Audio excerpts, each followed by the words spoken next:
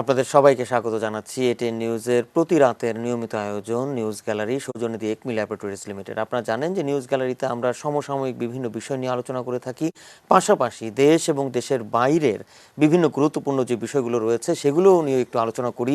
দেশ এবং দেশের বাইরে থেকে আমাদের সঙ্গে অনেকে সংযুক্ত হন, আমরা একটু জানার চেষ্টা করি ঘটনার ভেতরের অবস্থা, আরও বিস্তারিতভাবে একটু আপনাদেরকে জানানোর চেষ্টা করি। সেই প্রয়াস নিয়েই আমাদের এই আয়োজন। আপনাদেরকে প্রথমে একটু জানিয়ে রাখতে চাই যে বাংলাদেশে করোনা মহামারীর শুরু থেকেই কিন্তু প্রতি রাতেই বিশেষ করে আমাদের এই আয়োজনে আমরা করোনা নিয়েই সাজিয়েছি এবং এর সঙ্গে সংশ্লিষ্ট আরও অন্যান্য বিষয় আমরা সাজিয়েছি। এবং আপনাদেরকে জানাতে চাই যে worldometers.info অনুসারে প্রতিনিয়তই কিন্তু করোনায় আক্রান্তের হার বাড়ছে এবং আমার হাতে পাওয়া তথ্য অনুযায়ী ঠিক এই মুহূর্তে সারা বিশ্বে করোনায় আক্রান্তের সংখ্যা 1,91,03,462 জন প্রতি মুহূর্তেই কিন্তু তা বাড়ছে। এবং অন্যদিকে মৃতের সংখ্যা worldometer.info অনুসারে করোনায় আক্রান্ত হয়ে এখন পর্যন্ত 7,13,872 জন। এই যখন পরিস্থিতি, আপনাদেরকে আরও একটু জানিয়ে রাখি যে বাংলাদেশ কিন্তু আজ করোনায় আক্রান্তের দিক থেকে ইতালিকে ছাড়িয়ে গেছে। অর্থাৎ এখন বাংলাদেশের যে করোনা আক্রান্তের সংখ্যা তা ইতালির চেয়ে বেশি। যে ইতালি একসময় অনেক বেশি আক্রান্ত ছিল সেই ইতালির চেয়ে এখন বাংলাদেশে বেশি, অর্থাৎ বাংলাদেশ এখন 15তম অবস্থানে আছে আক্রান্তের দিক থেকে এবং তার পরের অবস্থানে রয়েছে ইতালি। এই যখন পরিস্থিতি, পার্শ্ববর্তী দেশ ভারতের খবর আসলে একটু জানাতে চাই যে ভারতে দেশ জুড়ে 1,500 চিকিৎসক করোনায় সংক্রমিত হয়েছেন এবং মারা গেছেন 175 জন চিকিৎসক। তাদের মধ্যে পশ্চিমবঙ্গে মারা গেছেন 9 জন চিকিৎসক এবং আজ বৃহস্পতিবার কলকাতার সংবাদ মাধ্যমে প্রকাশিত এই খবর থেকে জানা গেছে। এই যখন পরিস্থিতি, আমরা একটু সংযুক্ত করে নিতে চাই একজন চিকিৎসককে। শহীদ সোহরাওয়ার্দী মেডিকেল কলেজের ওরাল এবং ম্যাক্সিলোফেশিয়াল বিভাগের সহকারী অধ্যাপক ডাক্তার নীতিশ কৃষ্ণ দাস রয়েছেন আমাদের সঙ্গে, আমরা সংযুক্ত করে নিচ্ছি তাকে। ডাক্তার নীতিশ কৃষ্ণ দাস, আপনাকে স্বাগত জানাচ্ছি নিউজ গ্যালারিতে। ধন্যবাদ আমাকে স্বাগত জানার জন্য। একটু জানতে চাই আসলে করোনার এই যে পরিস্থিতি, আপনি নিশ্চয়ই জানেন যে বাংলাদেশে গত 24 ঘন্টায় প্রায় 3,000-এর কাছাকাছি মানুষ আক্রান্ত হয়েছে নতুন করে এবং আরও 39 জনের মতো মারা গেছেন। কোন দিকে যাচ্ছে আসলে পরিস্থিতি, কি বুঝছেন? ধন্যবাদ। প্রথমে বলে রাখি, আসলে একটা দেশ কোন দিকে যাচ্ছে সেটা কি পিক পিক নাকি অফ পিক সেটা বোঝার জন্য সবচেয়ে গুরুত্বপূর্ণ হচ্ছে অনেক বেশি টেস্ট করা। কিন্তু বাংলাদেশে সেই তুলনায়, বিশেষ করে লোক সংখ্যার তুলনায় সে পরিমাণ টেস্ট না করার কারণে এক্স্যাক্টলি বলা মুশকিল যে আসলে কোন দিকে যাচ্ছে। তবে মনে হচ্ছে যে সামনে বোধহয় এই সংক্রমণের পরিমাণটা আরো বাড়তে পারে, যদিও ঠিক টেস্টের পরিমাণের কারণ ঠিক এক্স্যাক্টলি বলা মুশকিল। আচ্ছা, আপনি বলছিলেন যে ডাক্তার নীতিশ কৃষ্ণ দাস, আপনি বলছিলেন যে সামনে আরো বাড়তে পারে।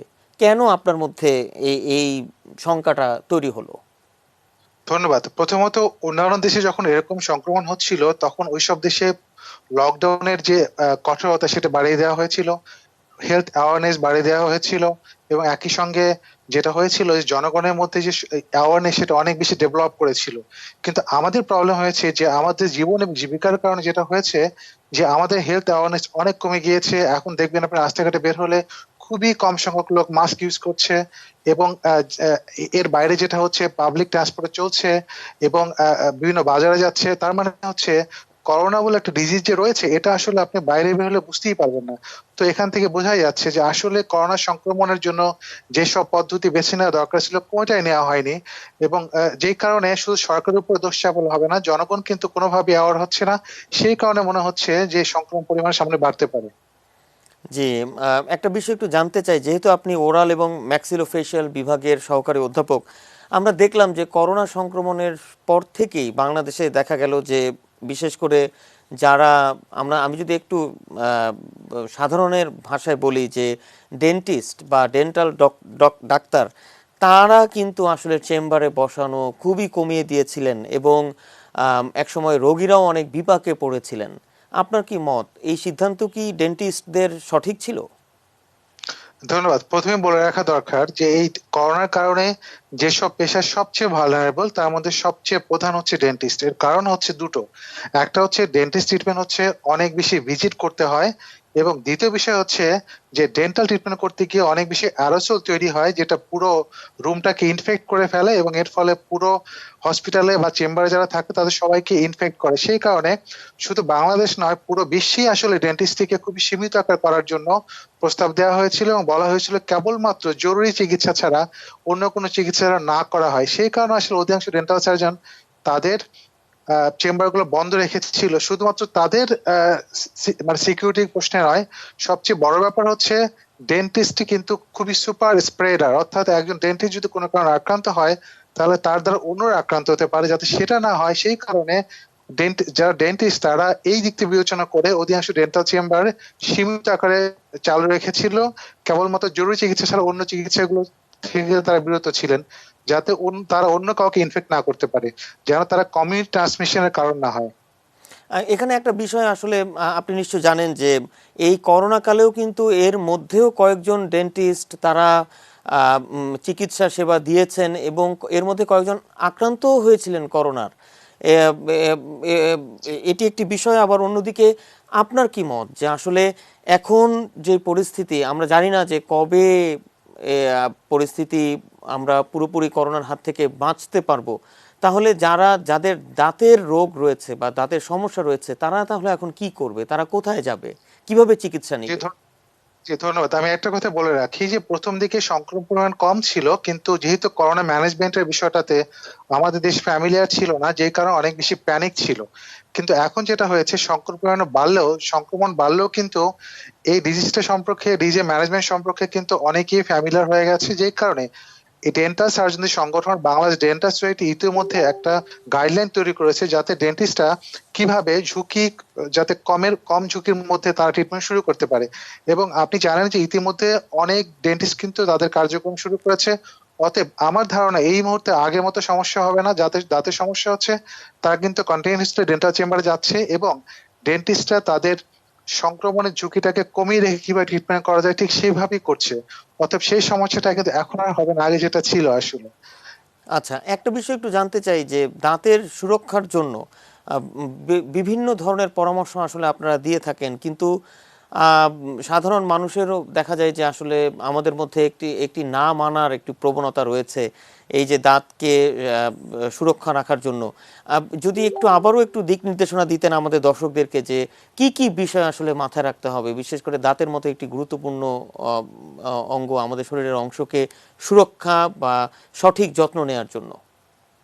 ধন্যবাদ। আমরা বলি যে দাঁতের মুখ এবং দাঁতের ট্রিটমেন্টের জন্য, মানে যত্নের জন্য তিনটা জিনিস খুব ইম্পর্টেন্ট। প্রথমটা হচ্ছে ব্রাশিং করা, এবং প্রপার নিয়ম ব্রাশিং করতে হবে। আমরা বলি 2 মিনিট ব্রাশ করতে হবে, এবং ডেফিনেটলি সকালে এবং রাতে খাবার পরে। সকালে কিন্তু নাস্তার পরে এবং রাতে খাবার পরে। এবং একটা কথা বলে রাখি, অনেকগুলো স্টাডি হয়েছে, দেখা গিয়েছে যে কেউ যদি সকালে ব্রাশ করে বের হয় তাহলে এই টুথে পেস্টের উপাদানের কারণে তার করোনা সংক্রমণের হার কমে যেতে পারে। 2 নম্বর বিষয় হচ্ছে ফ্লসিং ইউজ করা। দুই দাঁতের মাঝখানে খাবার জমে যেতে পারে, সেটা ফ্লসিং ইউজ করতে হবে।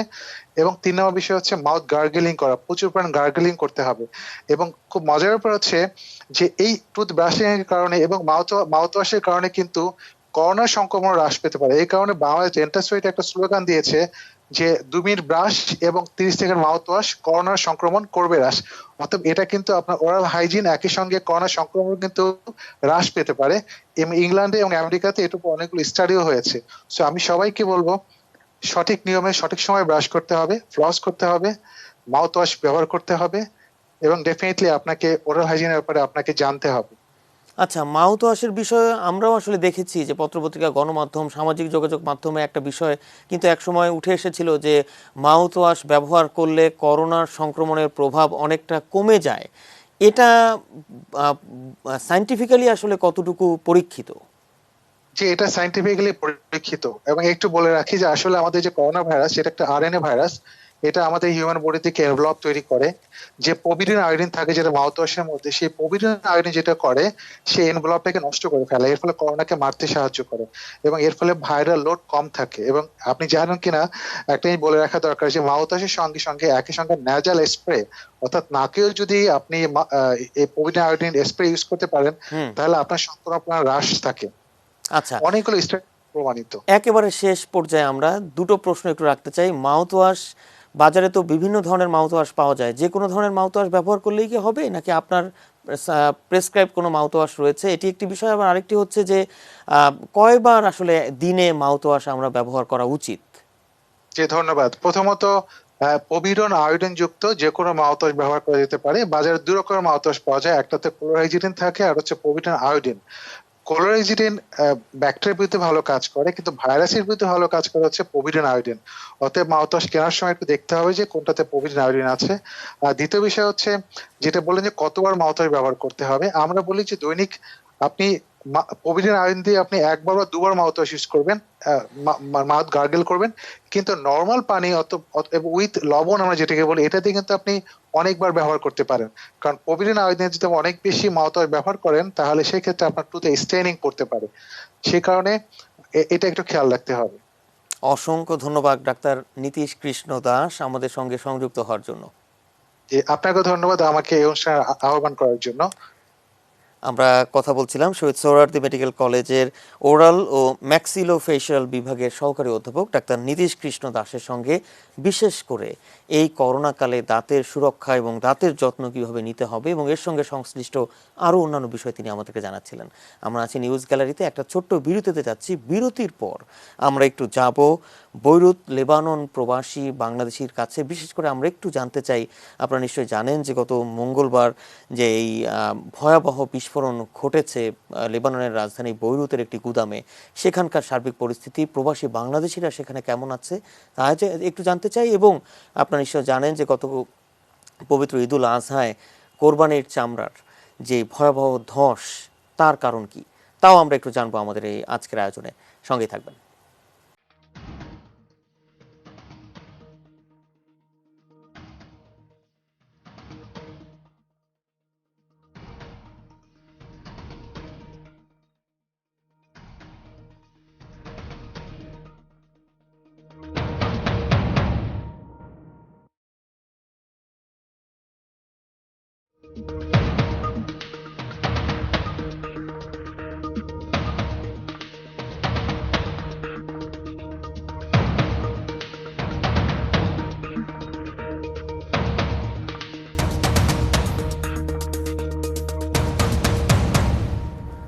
আপনাদের সবাইকে আরও একবার স্বাগত জানাচ্ছি। এটি নিউজের প্রতি রাতের নিয়মিত আয়োজন নিউজ গ্যালারি, সৌজন্যে দি একমি ল্যাবরেটরিজ লিমিটেড।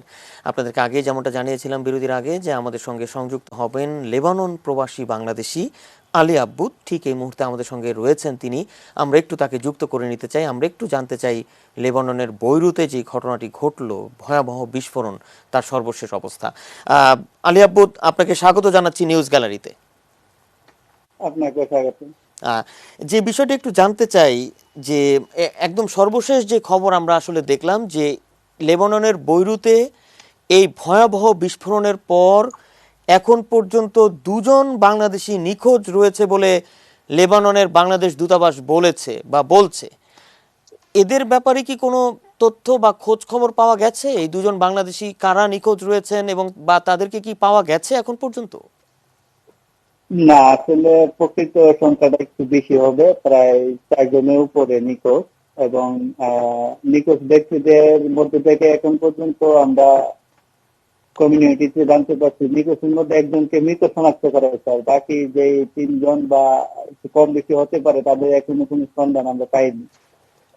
আচ্ছা আলী আব্বুদ, আমরা তো আমাদের কাছে তথ্য আছে যে এখন পর্যন্ত লেবাননে এই ঘটনায় প্রবাসী বাংলাদেশি 4 জন মারা গেছেন। আপনার কাছে কি তথ্য আছে? এবং আরেকটা তথ্য হচ্ছে, সেটা হচ্ছে যে এখন পর্যন্ত 80 জন বাংলাদেশি এই বিস্ফোরণে আহত হলেও 8 জন হাসপাতালে আছেন প্রবাসী বাংলাদেশি। এই 8 জনের যারা আহত, তাদের অবস্থা কেমন?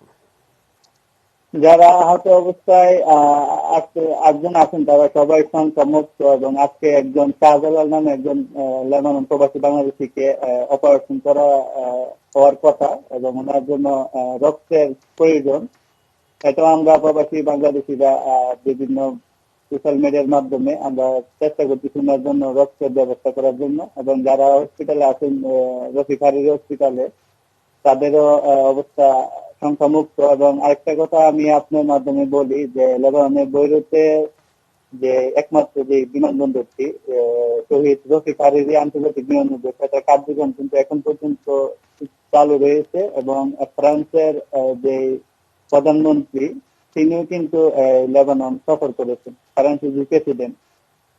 আচ্ছা পাশাপাশি এই ঘটনার পরে আমাদের মাননীয় রাষ্ট্রদূত মেজর জেনারেল জাহাঙ্গীর আলম, উনি কিন্তু একটি ভিডিও বার্তার মাধ্যমে প্রবাসীদেরকে আশ্বস্ত করার চেষ্টা করছেন, এবং যারা বইভিত্তি পাইছেন, যারা একটা সংখ্যা করতেছেন, তাদের সংখ্যা কিছুটা দূর করার চেষ্টা করছেন। এবং আমার কাছে এখন পর্যন্ত যে সর্বশেষ তথ্য, তা হচ্ছে যে লেবাননে আমরা খাদ্য দুর্ভিক্ষ আশঙ্কা করতেছি, কারণ এই বিস্ফোরণে লেবাননের যে খাদ্যর যে গোডাউন গুলো ছিল, তার 2/3 কিন্তু একেবারে নিশ্চিহ্ন হয়ে গেছে, যেটাতে প্রায় 1 লক্ষ টনের উপরে গম মজুত করা ছিল বলে লেবানন সরকারের পক্ষ থেকে বলা হয়েছিল আর কি। আচ্ছা আলী আব্বুদ, আমরা জানি যে এখন পর্যন্ত এই লেবাননের বৈরুতে আহ, গুদামে ভয়াবহ বিস্ফোরণে 137 জনের মতো মারা গেছেন, এই খবর নিশ্চিত করা হয়েছে, এবং আহত প্রায় 5,000-এরও বেশি। এবং এই বিস্ফোরণে অনেক ঘরবাড়ি হারিয়েছে প্রায় 3 লাখেরও বেশি মানুষ। এটি একটি খবর। আবার অন্যদিকে এই বিস্ফোরণের কারণ কি অথবা কারা ঘটিয়েছে, এ নিয়ে কিন্তু সামাজিক যোগাযোগ মাধ্যমে বিভিন্ন ধরনের খবরাখবর আসছে। আসলে আপনার কাছে কি তথ্য আছে, মূলত কেন এবং কিভাবে এই বিস্ফোরণের ঘটনাটা ঘটলো বলে মনে করেন, বা আপনার কাছে কি তথ্য আছে? না, আপনি অনেক সুন্দর একটা প্রশ্ন করছেন। আপনি জানেন, এই ধরনের কোন দেশের অভ্যন্তরীণ বিষয়ে কথা বলে কিন্তু আমাদের এক প্রবাসী ভাই মালয়েশিয়াতে কিন্তু বর্তমানে মালয়েশিয়া সরকারের কাছে বন্দী। আমি শুধু আপনাদেরকে একটু ইশারা করতে চাই যে বিস্ফোরণের পিছনে রাজনৈতিক ইন্ধন রয়েছে বলে আমরা প্রাথমিকভাবে ধারণা করতেছি। এবং এটা আপনি জানেন যে লেবানন ত্রিমাত্রিক একটা রাজনৈতিক খেলা এখানে চলে। তো প্রথম অবস্থায় লেবানন সরকার থেকে ঘোষণা করা হয়েছে যে যেই পরিমাণে বিস্ফোরণ এখানে হয়েছে, এটা কোন রাসায়নিক পদার্থ থেকে এই বিস্ফোরণটা হচ্ছে, এবং সেখানে প্রায় 2,700 টনের উপরে সেটাকে মজুদ ছিল আর কি, যেটা অ্যামোনিয়াম বিস্ফোরণ নাইট্রেট হয়েছে। মজুদ ছিল বলে বলা হচ্ছে। জি জি জি 2,750 টনের উপরে সেখানে মজুদ ছিল আর কি। এবং এটা রাজনৈতিক একটা চক্রান্ত বলতে পারেন, যেহেতু আমি প্রবাসী, যেমন অভ্যন্তরীণ বিষয়ে কথা বলাটা আমার জন্য নিরাপদ মনে করি। আচ্ছা ঠিক আছে, আপনি যা বলেছেন, যেটা মনে করছেন সেটা বলেছেন। একটা বিষয়, এই বিস্ফোরণের পর পুরো এলাকার পরিস্থিতি এখন কেমন? আপনার, বিশেষ করে আপনিও তো লেবাননের বৈরুতেই থাকেন, আপনি যেখানে থাকেন সেখান থেকে এই ঘটনাস্থল কতটুকু দূরত্ব? আমার এখান থেকে ঘটনাস্থল প্রায় 1.5 কিলোমিটারের মতো দূরত্ব আর কি। মানে আমার এখান থেকে যদি বিল্ডিং এর ছাদে উঠি, তাহলে কিন্তু ঘটনাস্থল পুরোপুরি দেখা যায়। এবং আপনি জানেন যে আজকে আমি সশরীরে ওখানে ছিলাম। পরিস্থিতি যতটা না ভয়াবহ, তার চেয়ে বেশি লেবানন প্রবাসীদের ভিতরে আতঙ্কটা বেশি। এবং আপনি যেহেতু জানেন যে দেশের পররাষ্ট্রমন্ত্রীকে ফোন করেছিলেন, এবং বাংলাদেশ থেকে জরুরি ভিত্তিতে খাদ্য এবং চিকিৎসা সহায়তা লেবাননে প্রেরণ করার সিদ্ধান্ত নেওয়া হয়েছে। এবং এই সিদ্ধান্ত নেওয়ার ফলে প্রবাসীদের মাঝে কিন্তু একটা মিশ্র প্রতিক্রিয়া শুরু হয়েছে। কারণ আপনি জানেন যে দীর্ঘ 9 মাস ধরে লেবাননে ডলার সংকট চলতেছে, রাজনৈতিক অস্থিরতা, যার কারণে আমাদের দূতাবাসে অবৈধ প্রবাসী যারা, প্রায় 9,000-এর উপরে অবৈধ প্রবাসী কিন্তু দূতাবাসে যাওয়ার জন্য নাম নিবন্ধন করেছিল। তো তাদেরকে দেশে ফিরে নেওয়ার জন্য সরকারের কাছে অনুরোধ করা হয়েছে। এবং বাংলাদেশ সরকার লেবাননে জরুরি ভিত্তিতে খাদ্য এবং চিকিৎসা সরঞ্জাম পাঠানোর সিদ্ধান্ত নিয়েছে। আচ্ছা আলী আব্বুল, আপনি বলছিলেন যে সেখানে এই ঘটনায় প্রবাসী বাংলাদেশিরা একটু শঙ্কিত। কি নিয়ে শঙ্কা, আসলে কেন শঙ্কিত? তারা আমরা প্রবাসীরা শঙ্কা করছি যে লেবাননের যে বিমানবন্দরের কার্যক্রমটা যদি আবার বন্ধ হয়ে যায় তাহলে আমরা দেশে ফিরতে পারবো না, এটা হলো 1 নম্বর। আর দ্বিতীয় নাম্বার যে সংখ্যাটা সেটা হচ্ছে যে খাদ্য সংকট, খাদ্য সংকট চরম পর্যায়ে পৌঁছানোর আশঙ্কা কিন্তু লেবানন সরকার থেকে করা হচ্ছে। এবং আমরাও যারা বসবাস করছি লেবাননে, আগে আমরা যে জিনিসটা $1 কিনতে পারতাম এই জিনিসটা এখন $6 $7 ক্রয় করা লাগে। আপনি জানেন লেবানন আমদানি নির্ভরশীল দেশ, এই দেশের থেকে রপ্তানির তুলনায় আমদানি অনেক বেশি, এবং লেবাননে আমদানি করা একমাত্র প্রধান যে বৃহত্তম যে বন্দরটি সেখানে কিন্তু এই বিস্ফোরণটি হয়, যার ফলে বন্দরের কার্যক্রম বলতে গেলে একেবারেই স্থবির হয়ে পড়েছে।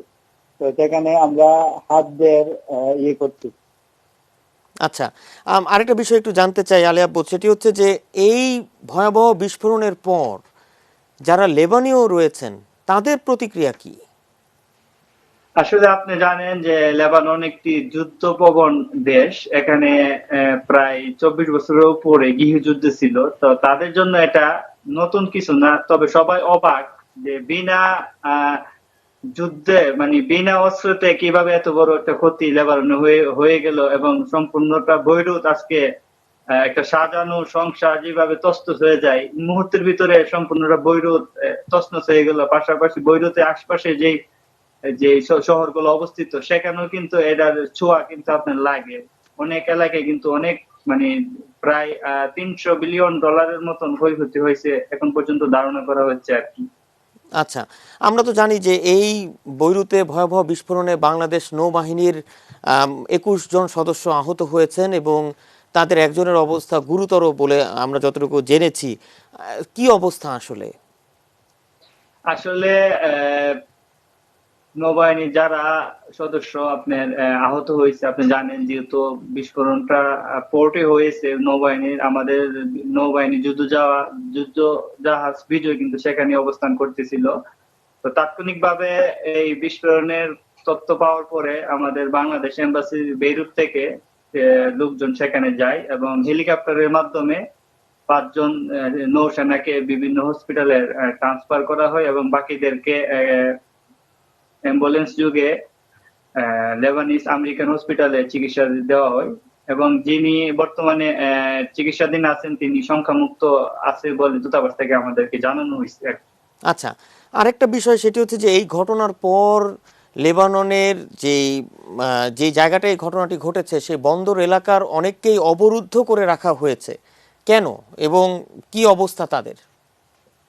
না, এটা আমি আজকে সরাসরি ওখানে ছিলাম। এখানে অসংখ্য রেড ক্রসের মাধ্যমে অসংখ্য লোকজন সেখানে স্বেচ্ছাশ্রম দিচ্ছে বন্দরকে পরিষ্কার করার জন্য, যেহেতু আপনি জানেন যে প্রচুর পরিমাণে গ্লাস এখানে ভেঙেছে, যার ফলে এটা কিন্তু ক্লিনের একটা ব্যাপার স্যাপার আছে। এবং যাদেরকে অবরুদ্ধ করা হয়েছে এটা জানেন যে বাংলাদেশ হোক আর যেখানেই হোক একটা ঘটনার পরে কিন্তু সেটাকে তদন্ত করতে হয় এবং এখানে লোকজনকে অবাধে বিচরণ করতে দেওয়া হচ্ছে না এই কারণে যাতে আপনার এই যে বিস্ফোরণের আলামত গুলা যাতে নষ্ট না হয়, যাতে তদন্তকারী কর্মকর্তারা সেটাকে নির্বিঘ্নে তদন্ত করতে পারে সেই জন্য আর কি। এবং আপনি আরেকটা তথ্য দিয়ে রাখি যে কিছুদিন পূর্বে কিন্তু লেবাননের শহীদ প্রেসিডেন্ট রফিক হারিরি হত্যার মামলা রায় দেওয়ার কথা ছিল, তার কিন্তু ঠিক আগে এই ধরনের একটা অনাকাঙ্ক্ষিত বিস্ফোরণ, সেটাও আবার লেবাননের যে একমাত্র যে বন্দর সি পোর্টে কিন্তু ঘটনাটা ঘটছে। তার সম্পূর্ণ ঘটনাটাই আমার কাছে রহস্যময় মনে হচ্ছে। আপনি কি মনে করেন যে এই ঘটনার পর লেবাননের রাজনীতিতে কোনো বড় ধরনের প্রভাব পড়তে পারে?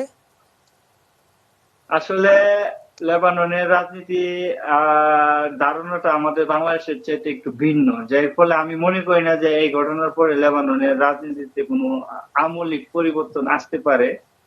যদিও আমূলিক পরিবর্তন না আসে তারপরও কিছুটা পরিবর্তনের ছোঁয়া লাগবে বলে আমরা মনে করি, যেহেতু ফ্রান্স ইতিমধ্যে ঘোষণা দিয়েছে যে তারা অর্থনৈতিকভাবে লেবাননকে সহযোগিতা করবে যদি লেবাননের রাজনীতিবিদরা নিজেদেরকে একটু বদলানোর চেষ্টা করে। অসংখ্য অসংখ্য ধন্যবাদ আলী আব্বুদ, আপনি নিরাপদে থাকবেন, সুস্থ থাকবেন, ভালো থাকবেন। এই রাতের বেলায় আমাদের সঙ্গে যুক্ত হওয়ার জন্য অসংখ্য ধন্যবাদ আপনাকে, সুদূর লেবাননের বৈরুত থেকে যুক্ত হওয়ার জন্য। আমরা এর আগে কথা বলেছি শহীদ সোহরাওয়ার্দী মেডিকেল কলেজের ওরাল এবং ম্যাক্সিলো ফেশিয়াল বিভাগের সহকারী অধ্যাপক ডাক্তার নীতিশ কৃষ্ণ দাসের সঙ্গে, এবং এর আগে আপনাদেরকে জানিয়েছি যে আমরা একটু এবার কথা বলতে চাই বাংলাদেশ ট্যানার্স অ্যাসোসিয়েশনের সভাপতি মোহাম্মদ শাহিন আহমেদের সঙ্গে। তিনি রয়েছেন আমাদের সঙ্গে। মোহাম্মদ শাহিন আহমেদ, আপনাকে স্বাগত জানাচ্ছি নিউজ গ্যালারিতে। জি, আপনাকে ধন্যবাদ। একটা বিষয় একটু জানতে চাই, সেটি আসলে সাধারণ মানুষেরও প্রশ্ন, যে আমরা যদি দেখি যে গত কয়েকটি ঈদুল আজহায় কাঁচা চামড়ার দাম কমছে এবং পরিস্থিতি আস্তে আস্তে খারাপের দিকে যাচ্ছে, প্রত্যাশা মতো দাম পাচ্ছে না, এবং আমরা দেখলাম যে এবার চামড়া পচে গেল এবং পচন ধরায় কোথাও কোথাও চামড়া সড়কেও ফেলে দেওয়ার ঘটনাও ঘটেছে। কেন আসলে এই পরিস্থিতি? দেখুন, এইখানে আপনার চামড়া একটি আপনার মানে পাশ্চাত্য দেশে ব্যবহারযোগ্য একটি পণ্য। এইখানে আসলে যে ওয়ার্ল্ড ট্রেন্ড চলছিল গত ৩-৪ বছর যাবত, সেখানে কিন্তু আসলে চামড়ার ব্যবহারটা কিন্তু আপনার দিন দিন কমেছে।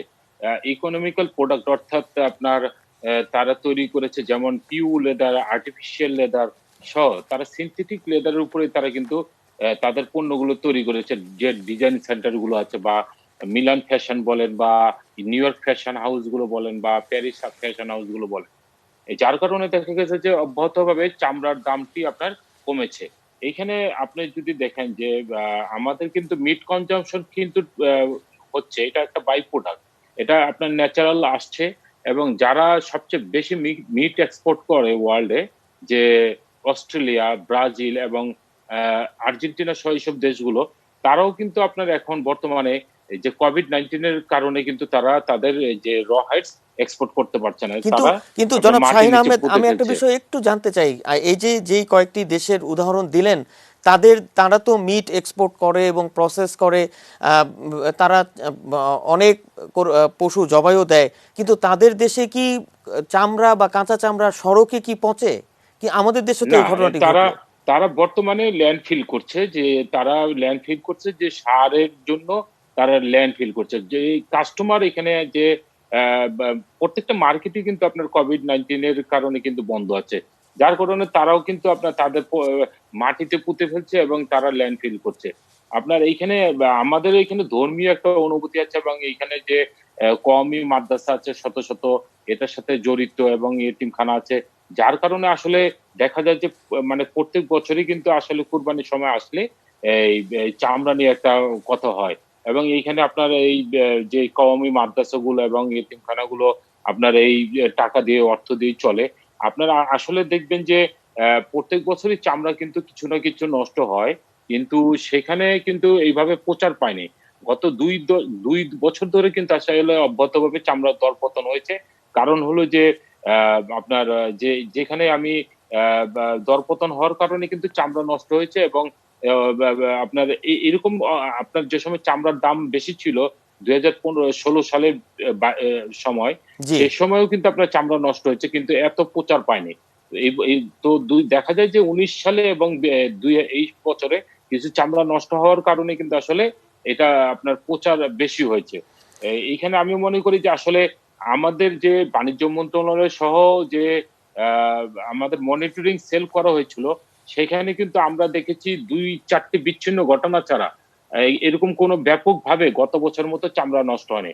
এবছর সবচেয়ে ভালো দিক হলো যে প্রায় 500-রও অধিক আপনার আড়তে এই চামড়া গুলো লবণ দিয়ে রাখা হয়েছে, এবং পাশাপাশি শত শত কওমি মাদ্রাসাতে এই চামড়াগুলো এতিমখানাতে আপনার মজুতকৃত আছে। তো আমি মনে করি যে এইখানে দেখুন এখানে যারা মৌসুম ব্যবসায়ী এবং যারা মধ্যস্বত্বভোগী, তাদের একটা সিন্ডিকেট কিন্তু আপনার এই 2-3 দিন কাজ করে। তারা কিন্তু আসলে যারা পশুটা কোরবানি দেয়, তারা কিন্তু আসলে সঠিক দামটা পায় না। কারণ ওই যে মৌসুম ব্যবসায়ী তাকে কম মূল্য দিয়ে সে কিন্তু আহ, তার অধিক মূল্যে কিন্তু সে আড়তে চামড়াগুলো বিক্রি করে। কিন্তু এবার তো সুতরাং মৌসুমী ব্যবসায়ীরাও তো এবার হতাশ, কারণ তারাও তো তাদের প্রত্যাশা মতো দাম পায়নি চামড়ার। না, দেখুন এখানে বিচ্ছিন্ন ঘটনা। প্রত্যাশা অনুযায়ী চামড়ার দাম পানি এইটা ঠিক বলেননি। আমাদের জানা মতে যে হাইডেন মার্চেন্ট, অর্থাৎ পুরান ঢাকার যে বাজার আছে, সেখানে কিন্তু 3 লক্ষ পিস চামড়া তারা লবণযুক্ত করেছে, এবং তারা কিন্তু ভালো দামে দিয়েছে। ঢাকার চামড়াগুলো বিশেষত 400 থেকে 700 টাকার ভিতরে কিন্তু কেনাবেচা হয়েছে। ঢাকার বাইরেও আপনার কিন্তু চামড়া কেনাবেচা হয়েছে।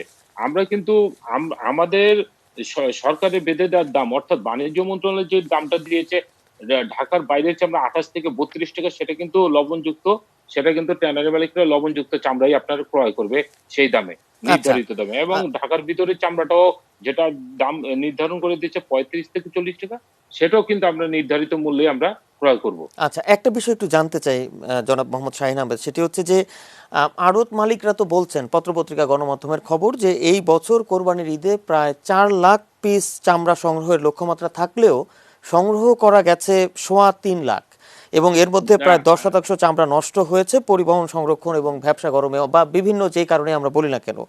এতে কি মনে করেন যে এই যে আমরা লক্ষ্যমাত্রার চেয়ে কম চামড়া সংরক্ষণ করা গেছে, এতে চামড়া শিল্পে কি কোনো প্রভাব পড়তে পারে? না, দেখুন এখানে আপনি তথ্যটা হয়তোবা আপনার কাছে ঠিক হয়নি। আচ্ছা। এখানে এই বছর আমরা যেটা প্রেডিক্ট করেছিলাম যে গরুর চামড়া হয়তোবা 60 লক্ষ পিস হবে, হ্যাঁ? সেখান থেকে সেটা কিন্তু কম হবে। এবং ছাগল মহিষ মিলিয়ে হয়তোবা 20 থেকে 25 লক্ষ পিস হবে, সেটাও আপনার কিন্তু কম হবে। অর্থাৎ এই বছর আপনার পশু কুরবানি কম হয়েছে প্রায় 35 থেকে 40%। কারণ কয়েকটি কারণ আছে, যে COVID-19 এর কারণে যে স্বাস্থ্যবিধি মেনে অনেকে আপনার পশু কুরবানি দেয়নি, এবং পাশাপাশি কম দিয়েছে, এবং পাশাপাশি আপনার অর্থ সংকট, অনেকে চাকরিচ্যুত হয়েছে, বেকার হয়েছে COVID-19 এর কারণে। এটাও একটা বিষয় ছিল। এবং পাশাপাশি আপনার যে উত্তরাঞ্চল এবং মধ্যাঞ্চলের যে বন্যা, সেটাও একটা কিন্তু প্রভাব এই ঈদে আপনার পড়েছে। যার কারণে দেখা গেছে যে পশু কুরবানি এবছর আপনার কম কম হয়েছে। হয়েছে। কিন্তু আমাদের লক্ষ্যমাত্রা, আমরা আসলে এবছরও কোনো লক্ষ্যমাত্রাই ধরিনি। কারণ আমাদের যে ওয়ার্ল্ড মার্কেটের যে অবস্থা, আমাদের কিন্তু এমনিতেই ৩,০০০ কোটি টাকার উপরে চামড়ার ট্যানারি গুলোতে মজুদ আছে। তার উপরে আমরা কিন্তু নতুন করে যে আবার এই চামড়া সরবরাহ আসছে, এই সরবরাহ ব্যবস্থাপনা আমরা এই ক্রয় করতে গিয়ে কিন্তু আমরা কিন্তু আমাদের আবার কিন্তু এখানে পুঁজি লগ্নি করছি। যার কারণে দেখা যাচ্ছে এইটাকে আমি অ্যা ১ বছরের ভিতরে সেল করতে পারবো পূর্বের চামড়া বা এই চামড়া, সেটাও কিন্তু অনিশ্চিত। কারণ আপনারা জানেন যে আ ইউরোপ সহ যে পাশ্চাত্য বিশ্ব, অর্থাৎ আমেরিকা, ইউরোপ এবং জার্মান, হুম। জাপান এবং সাউথ কোরিয়া সহ এইসব ধনী দেশগুলোই কিন্তু আসলে চামড়ার মূল আ বা বা বা ক্রেতা, এবং তারাই কিন্তু আপনার আসলে এই পণ্যগুলো আচ্ছা, ব্যবহার করে। এইবার আমি একটা বিষয় একটু জানতে চাই, সেটি হচ্ছে যে এই যে আপনি বলছিলেন যে প্রায় 3,000 কোটি টাকার কাঁচা চামড়া এখনো, যেটি আগের চামড়া সেটি ট্যানারি হোয়াইট হ্যাঁ, ব্লু লেদার, জি, হ্যাঁ হোয়াইট ব্লু আছে, এবং ক্রাস্ট হ্যাঁ লেদার। মজুদ পড়ে আছে, এবং এর মধ্যে 700 কোটি টাকা রপ্তানিযোগ্য ফিনিশড লেদারও রয়েছে। এই ক্রাস্ট কারণেই ফিনিশ কি লেদার। এবারের এই যে পবিত্র ঈদুল আজহাকে ঘিরে চামড়া সংগ্রহ করার টার্গেটটা রাখা হয়নি, বা চামড়া সংগ্রহ করার প্রতি খুব একটা বেশি আগ্রহ ছিল না, এটা কি একটা কারণ হতে পারে? না, দেখুন এখানে আসলে হ্যাঁ, চামড়া আমরা যে যে সরবরাহ অনুযায়ী যে আমরা যে ডিমান্ড, আসলে আমাদের তো ঐরকম ভাবে আমরা সেল করতে পারছি না। আপনারা যদি দেখুন যে গার্মেন্টস কিন্তু অন্য ব্যাপার, যে সে $5 $10 সস্তার আপনার ব্যা ব্যা মানে পণ্য বিক্রি করছে, এবং সেটা কিন্তু নেসেসারি তো মানুষের জন্য। কিন্তু একটা শু বা একটা লেদার ব্যাগ কিন্তু আসলে নেসেসারি নেই এই মুহূর্তে মানুষের জন্য। যার কারণে দেখা গেছে যে আসলে আমরাও খুব একটা ঐরকম যে বা বা অর্থ এখানে বিনিয়োগ করব, সেটাও কিন্তু আমরা কিন্তু আসলে অর্থ সংকটে ভুগেছি। আমরা কিন্তু রাষ্ট্রায়ত্ত ব্যাংকগুলোকে বিশেষত বলেছিলাম যে অন্ততপক্ষে ৫০০ থেকে ৬০০ কোটি টাকা ফ্রেশ লোন দেওয়ার জন্য। সেখানে কিন্তু অর্থ প্রতিষ্ঠান বিভাগও আপনার একমত পোষণ করেছিলেন যে মাননীয় প্রধানমন্ত্রীর কোভিড ফান্ডে থেকে কিছু টাকা বরাদ্দ দেওয়ার। কিন্তু আসলে শেষ পর্যন্ত কিন্তু আমরা সে টাকা পাইনি, এবং রাষ্ট্রায়ত্ত ব্যাংক, জনতা ব্যাংক যে সবচেয়ে বেশি এই কুরবানির সময় যে তারা লোন দিয়ে থাকে, তারা কিন্তু অদ্যাবধি কোন ট্যানারি মালিককে লোন দেয়নি। এটারও একটা বাজারে প্রভাব পড়েছে। কিন্তু আমি মনে করি যে ইভেনচুয়ালি আমরা এই চামড়াগুলো কিন্তু আসলে আমাদের কাছে পর্যায়ক্রমে আসবে, হয়তোবা ৩ মাস ৪ মাসের ভিতরে। আমরা এইভাবে ক্রয় করি। এটা আসতে দীর্ঘ একটা প্রক্রিয়ার ব্যাপার, এবং আসলে আমাদের সবচেয়ে বড় আ উম যে আ মা জোর দিতে হবে ভবিষ্যতে, যে আমরা যেভাবে আমরা কুরবানি রাস্তাঘাটে দেই, সেই এবং অদক্ষ শ্রমিকদের যেভাবে আমরা চামড়া ছাড়াই, সেইগুলো আপনার পরিহার করতে হবে, এবং এগুলোকে আরো ব্যবস্থাপনার আওতায় আনতে হবে। দেখা যায় যে এইসব অদক্ষ শ্রমিক দিয়ে আপনার চামড়া ছাড়ানোর কারণে এমনিতেই আপনার 30 থেকে 40% চামড়া নষ্ট হয়। তার উপর দেখা যায় যে মৌসুমী ব্যবসায়ীরা একদিনের ভিতরে আসলে তারা মুনাফা করতে গিয়ে আপনার দেখা যায় যে তারা দ্রুত লবণ না দিয়ে তারা কাঁচা চামড়াটা বিক্রি করে চলে যেতে চায়। সেই সময় দেখা যায় যে এটা আপনার গুণগত মান নষ্ট হয়ে যায়, পচে যায়। এরকম অনেক ঘটনা এরকম ঘটেছে। কিছু, কিছু ঘটনা চট্টগ্রামে ঘটেছে এবং ঢাকায়, লালবাগে, পোস্তায়, বাজারে কিছু ঘটেছে। কিন্তু আমি মনে করি যে আপনার এই ব্যবস্থাপনা যেমন আমাদের বহির্বিশ্বে যেভাবে ব্যবস্থাপনা করে চামড়াগুলো, যে কোল্ড স্টোরেজে রাখে এবং তারা আধুনিক স্লটার হাউস ব্যবহার করে। আর এইগুলো যদি আমরা ব্যবহার না করতে পারি এবং সবচেয়ে মূল বিষয় হলো বাংলাদেশের চামড়ার যে আ মান ছিল, সে মানটা কিন্তু আসলে দিন, দিন নষ্ট হচ্ছে। কারণ ডেটোরেট হচ্ছে এই কারণে যে খামারিরা যেভাবে গরুকে লালন-পালন করে এবং যেভাবে স্টেরয়েড সহ ক্ষতিকারক আপনার ইনজেকশনের মাধ্যমে মোটা তাজাকরণ করে, এটাতে দেখা যায় যে চামড়ার গুণগত মান আসলে খুব দ্রুততার সহিত নষ্ট হয়ে যায়। কিন্তু এইসব ব্যবস্থাপনাগুলো আসলে আমাদের খুব দুর্বল। এগুলোতে আসলে ইন্টারভেনশন করা দরকার। এগুলো আপনার বিশেষত বাণিজ্য মন্ত্রণালয় এবং শিল্প মন্ত্রণালয় সহ এইসব মন্ত্রণালয়গুলো যদি ইন্টারভেনশন করে, এবং প্রাণী সম্পদ মন্ত্রণালয়ের এখানে একটা বড় রোল আছে। কিন্তু তারা কিন্তু আসলে সার্বিকভাবে আপনার প্রাণী সম্পদ মন্ত্রণালয় আমি মনে করি যে সম্পূর্ণভাবে উদাসীন এবং তারা কিন্তু আসলে এইসব ব্যাপারে খুব একটা জোর দেয় না। জি। যার কারণে দেখা যায় যে আসলে আমাদের পশুর লালন পালনের যে প্রক্রিয়া এবং যেভাবে মোটা তাজাকরণ করা হয়, সেগুলোর জন্য আসলে চামড়ার গুণগত মানও নষ্ট হয়। জি, জনাব মোহাম্মদ শাহীন আহমেদ, একেবারে শেষ পর্যায়ে আমরা একটা বিষয় একটু জানতে চাই, যে সেটি হচ্ছে যে আমরা চাই না কোনো চামড়া রাস্তায় পচে বাংলাদেশে নষ্ট হোক। আমরা চাই না যে আসলে আমরা চাই যে চামড়ার যথাযথ দাম সবাই পাক এবং কেউ যাতে ক্ষতিগ্রস্ত না হয়। এবং আরেকটা বিষয়, যে এই যেই আপনাদের এখনো যে ট্যানারিতে ৩,০০০ কোটি টাকারও বেশি কাঁচা চামড়া পড়ে আছে, এটি যে মজুদ রয়েছে, এটিও আসলে আমরা চাই না। আমরা চাই যে এটার বাজার, নতুন নতুন বাজার আসলে আপনারা খুঁজে বের করেন এবং এই ধরনের পরিস্থিতি যাতে আর সৃষ্টি না হয়, এজন্য বাংলাদেশ ট্যানার্স অ্যাসোসিয়েশনের পক্ষ থেকে আসলে কি কি পদক্ষেপ আপনারা সামনে নেবেন বলে আপনারা মনে করেন?